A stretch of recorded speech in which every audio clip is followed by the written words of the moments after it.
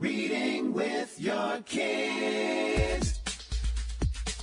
Hola, ni hao, konnichiwa, assalamu alaikum, shalom, mahaba, moni muli wanji, namaste, jambo, bienvenidos. Hi, my name is Jevly, and this is the Reading with Your Kids podcast. We are coming to you from the beautiful neighborhood of Reedville in the southwest corner of Boston, Massachusetts. We are so grateful that you're part of our beautiful Reading with Your Kids mission to help families grow closer through reading. Please be sure to subscribe to the show on the iHeartRadio app, on Apple Podcasts, Spotify, Amazon Music, wherever you find your podcasts. Our guest today is Carmen Gamper. She is here to celebrate the Flow Discovery Journal, daily questions to spark your beginner's mind. Before we invite Carmen into the studio, we want to invite you to visit our website, readingwithyourkids.com. You absolutely want to check out our Certified Great Read Wall of Fame. If you're looking for a fantastic book to add to your family library, you should start by checking out all the books that have received 5 stars from our panel of parents, educators, and kids. And if you're an author, you also want to check out our Reading with Your Kids Certified Great Read program. To find that, all you need to do is go to our website, readingwithyourkids.com, click on authors, click here, and scroll on down to Certified Great Reads. And it's all at readingwithyourkids.com. Joining us right now from San Francisco and the great state of California, our guest. I'm really excited about our conversation tonight. Our guest is here to talk about her wonderful book for kids. It's called Flow Discovery Journal, Daily Questions to Spark Your Beginner's Mind. Please welcome to the show, Carmen Gamper. Carmen, how are you? Hi, Dad. Thank you. I'm really good and happy to be on the show. I'm really excited to have you here. You are a big advocate of helping kids find their flow. Can you talk a little bit about that? What you mean? Sure. Kids naturally have like an easy way to get into a flow state of like deep focus, where they just focus on their play and really concentrate on what they're doing right now if they love what they're doing.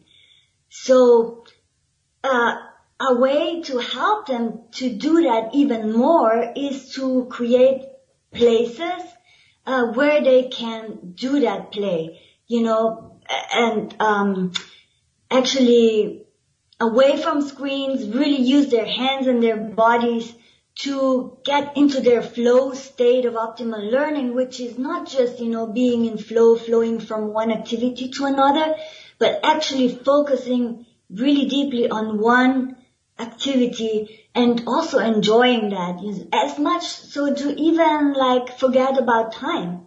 And sometimes kids don't even hear us when we call them because they're so focused. They're in this flow state, that term from psychology where that describes that wonderful experience that adults have too, where we just focus on what we love. Yeah. As you're speaking, one of the things that comes to my mind is this idea that we often use when we're talking about athletes or performers, musicians, that they're in the zone, that they've kind of left their body. They're not really thinking as much as just kind of reacting and kind of going with it, and it's just kind of happening automatically. I know I'm simplifying it, but are we kind of talking about the same thing? That's exactly what it is. No, you brought it. That's what it is. It is that same flow state that chess players experience, or divers or climbers, in sports, of course, where you don't have time to think about the next step, but it's your whole body that knows what's the next step. And kids have that naturally. Kids during their free, spontaneous play, if it's hands-on, if you look at young kids in the sandbox or in water play, or when they're building block towers, they get into that state where they're fully focused, where they're not really thinking with their intellectual mind, but they're their whole body's intelligence is activated. And thus they also, learn and grow in a very holistic way. Mm-hmm. It's fascinating. I as the audience knows, I present educational magic shows when we're not in lockdown. But there have been moments that are very clear, and they're memories that I have of like entering that state in different performances where I am just, in fact, there was one night that I talk about oftentimes when my daughter, who was in third grade at the time, who performed with me often, was on stage, and I was in that flow, and I was improvising, and she just turned to me on stage and said, what are you doing? This isn't part of the script. And I just said, kind of go with me, kid. Trust me. And she did. And it was like this amazing time. But I have to tell you, I had no control over that. I don't remember having any control over that. Are you saying that we can actually kind of work so that we can help our kids get into that state intentionally, and it just doesn't like I think of that, I just kind of fall into those moments. Is there a way for us and our kids to kind of learn how to enter that state consciously, intentionally? Oh, yes. Mm-hmm. There is, and oh my God, what a magical moment that you remember there, and that is it. And, when we know about these moments, of course, we can help create them even more, for children, it's really easy to get into that flow state, especially when they see it modeled by their adults, by their teachers and parents, because they have a natural affinity towards that flow state. But, one way of doing that, of course, is to prepare an environment where that is more possible.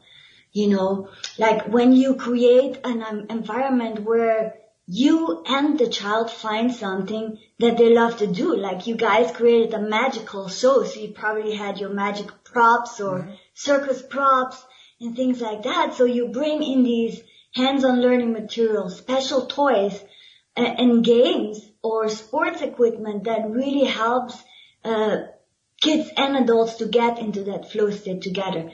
An easy way is also just to cook together. For instance, in the kitchen, you could bake cookies together and get totally into that flow state and be really present and joyful in what you're doing.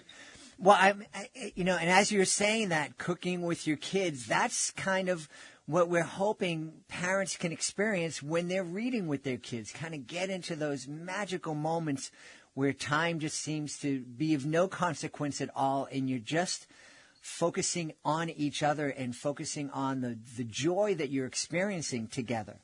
I'm curious, what's your background, Carmen? How, because there might be somebody out there listening thinking, oh yeah, this sounds like, really kind of earthy, crunchy, and really great. But, is this just something that our guests dreamt up?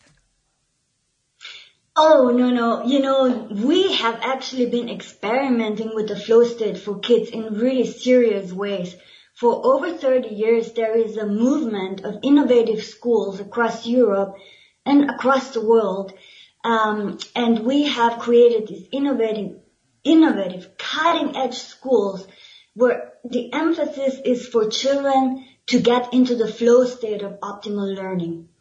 So this comes from the Montessori corner, Montessori education, where the flow state is already really known in their educational world, where they really see that, children, they have something magical. They know how to learn, and what we really have to do is create environments where that can happen.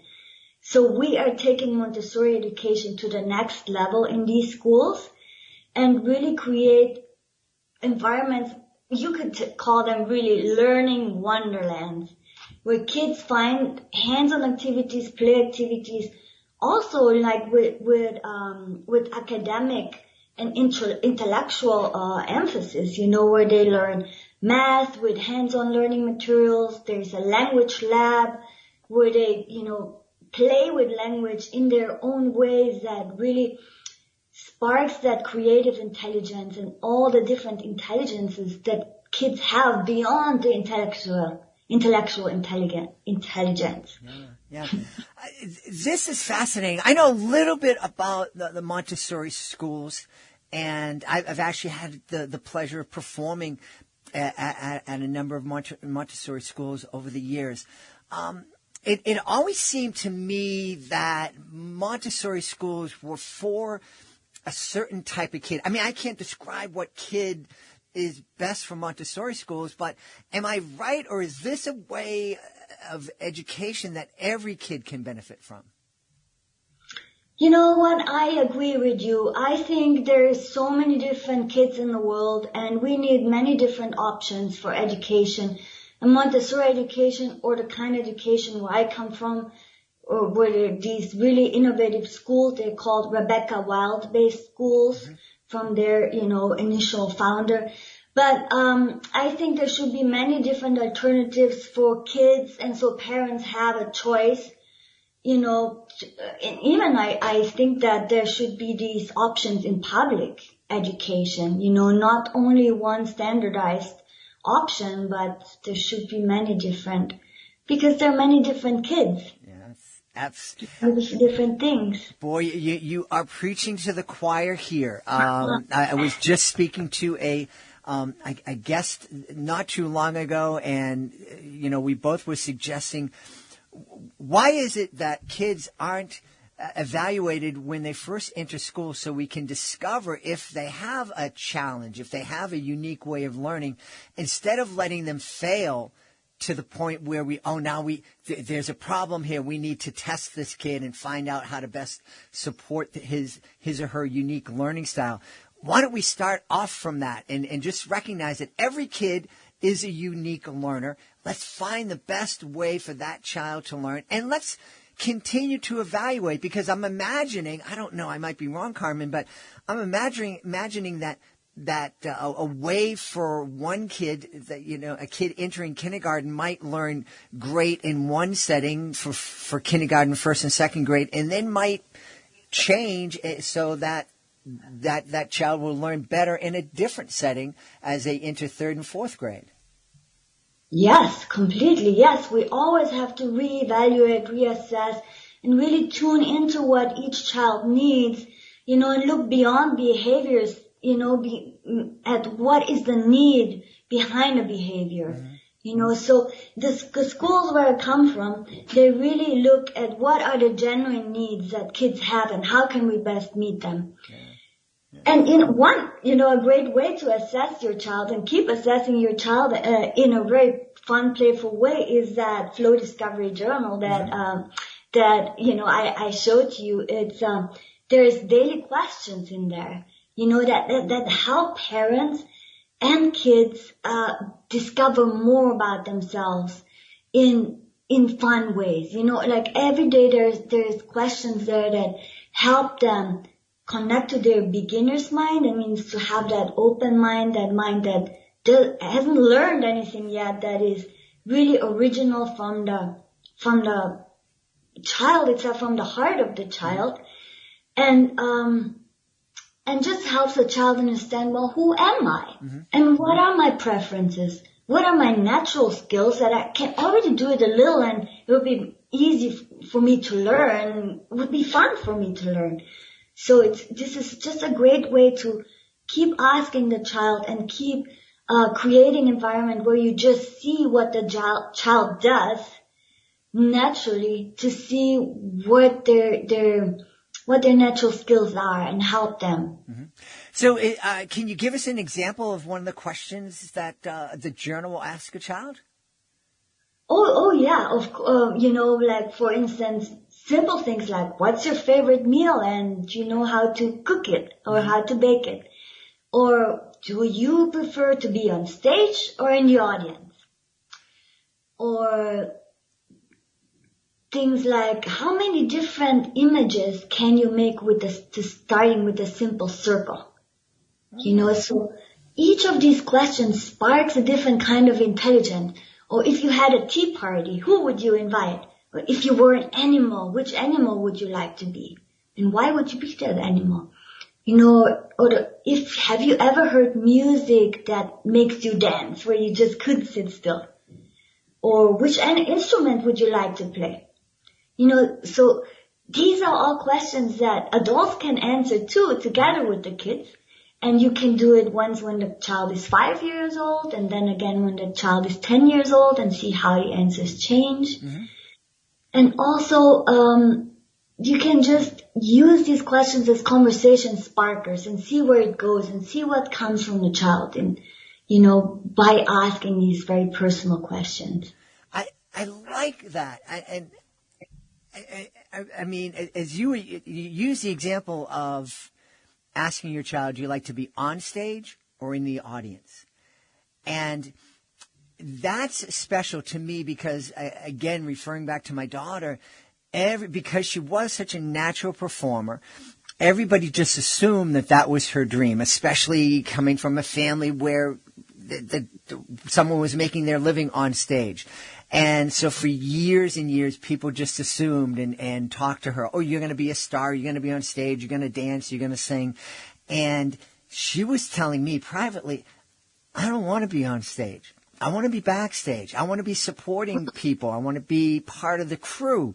And she made that dream come true. But it was, I think part of the the reason that we grew so close is because I was having that discussion with her and listening to her instead of just looking at something and assuming something of her. So I think it's really a great tool. Your book is a great tool to help parents kind of get over some of the things that they're assuming about their kids, and sitting down and having a conversation and saying, hey, I respect you. I want to know what you're thinking. I love how you summed that up. Yes, that's what it is. I respect you. I really want to know who you are, not who I want you to be, who I think you are, but let's discover who you are. Okay. Carmen, I know, because I can just imagine there's somebody out there. It might be a teacher. It might be a parent that's struggling. It might be a politician somewhere, pulling their hair out going, yeah, this is great, if you have all the time in the world. But kids got to learn how to do math, and they got to learn how to do science, and they have to pass the standardized test. And how can they do that in time if they're out just discovering themselves and playing and having fun?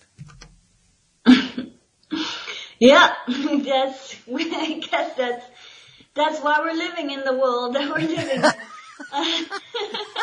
I think I love that response. I love that response because you're just kind of saying, yeah, you guys are part of the problem.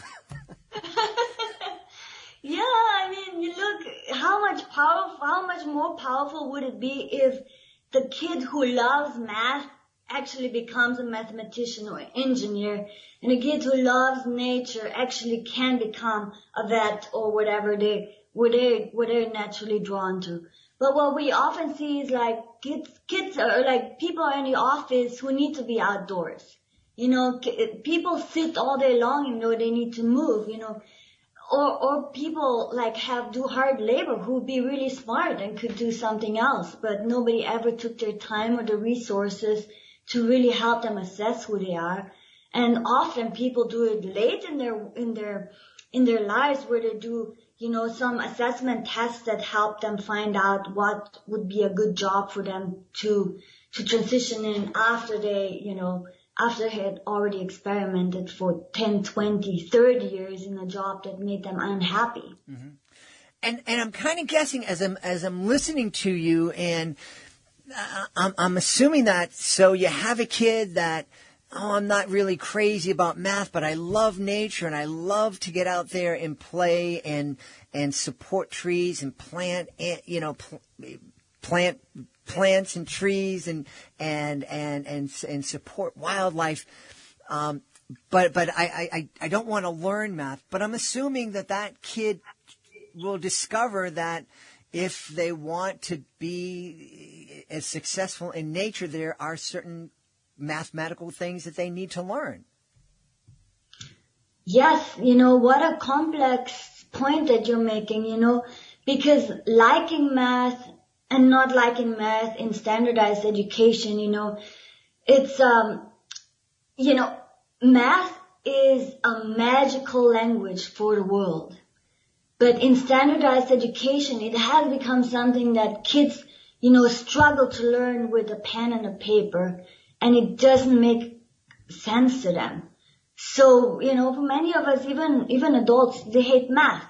And it's so sad because when you get a chance, and there's some questions in my Flow Discovery Journal, some ways that you can do, for instance, multiplication in really fun ways that kids can understand. Oh.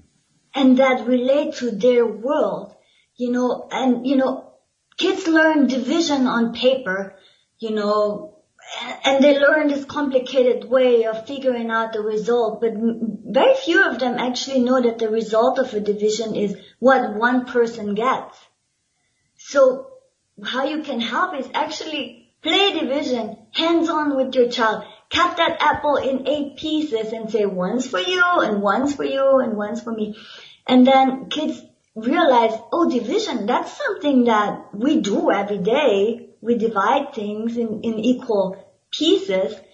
And when they learn it on paper, it just becomes a language for something that they know in real life. Even though it's very simple, but to understand complex things, kids and adults, we have to start with the simplest way to put it, and then we can build on that. Once we have grokked the simplest way to see multiplication or division, then we have a chance for kids to understand. And that's why I think many more kids would love math if we, develop, these ways and share it in more fun ways and more meaningful ways. I'm wondering, your Flow Discovery Journal is, the subtitle is Daily Questions to Spark Your Beginner's Mind.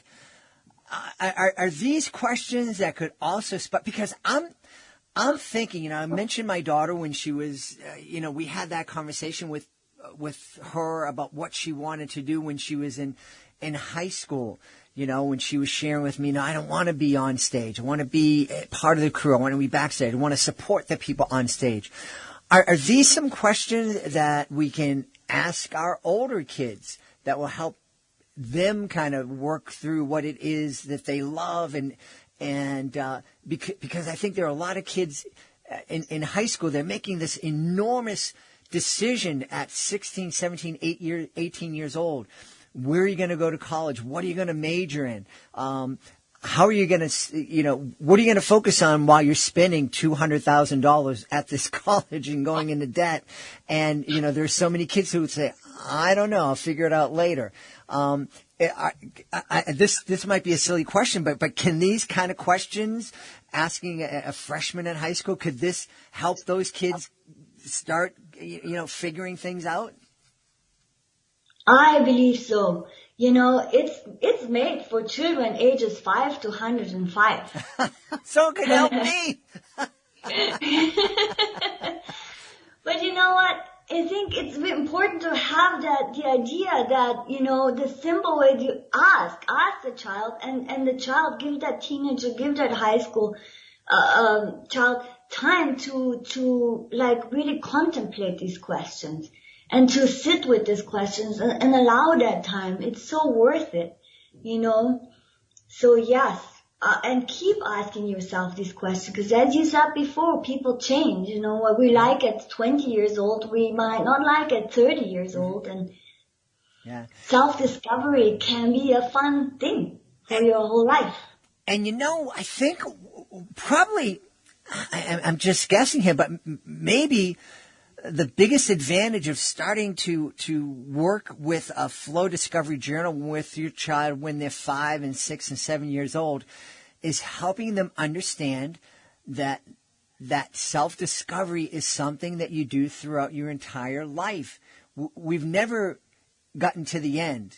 I mean, I have no idea. I'm almost 100 years old, and I still don't know what it is I want to do when I grow up. And that's kind of a good thing as long as we keep asking those questions. Yes. Yeah, I agree. Yeah. So you also just want to mention real quickly, there is also I don't know if it's a companion guide, but you also have Flow to Learn, a 52-week parent's guide to recognize and support your child's flow state, the optimal condition for learning. I'm imagining that these two books would work really greatly together if a parent is reading your parent's guide and also working at the same time with the Flow Discovery Journal with their kids and maybe doing the Flow Discovery Journal themselves. It can really make a difference in a child and a family's life.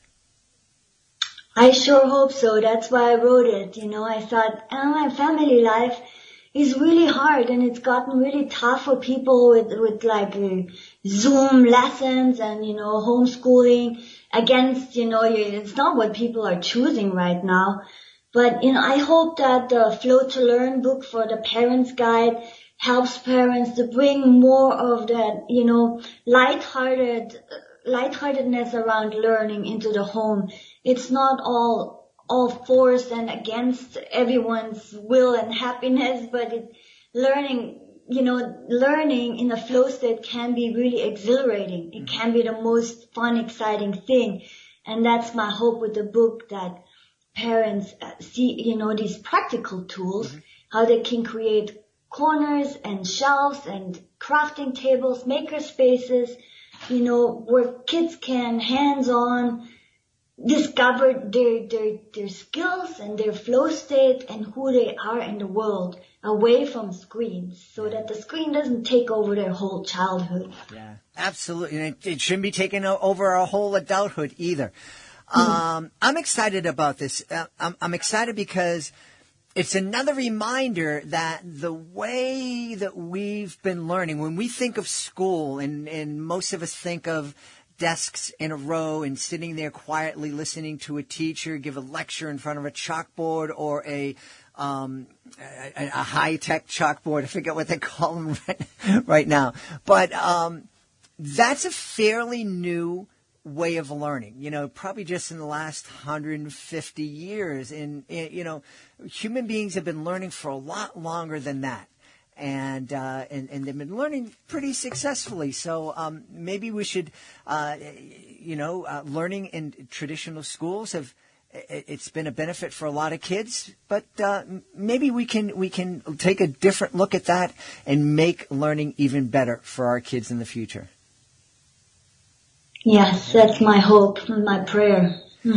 Carmen, where can people go to find out more about you and find out more about your Flow Discovery Journal? Oh, sure. I have a beautiful website, easyflowtolearn.com. And there's lots of free resources. They will find my links to my Instagram and Facebook, and you can get in touch with me for consulting and, or just discover my offering. Excellent. Well, we're really excited. I definitely think it's worth checking out the Flow Discovery Journal, daily questions to spark your beginner's mind. We've been speaking to the author, Carmen Gamper. Carmen, thanks so much for being with us tonight. Oh, thanks so much for having me, Jed. It was a pleasure to be on your show.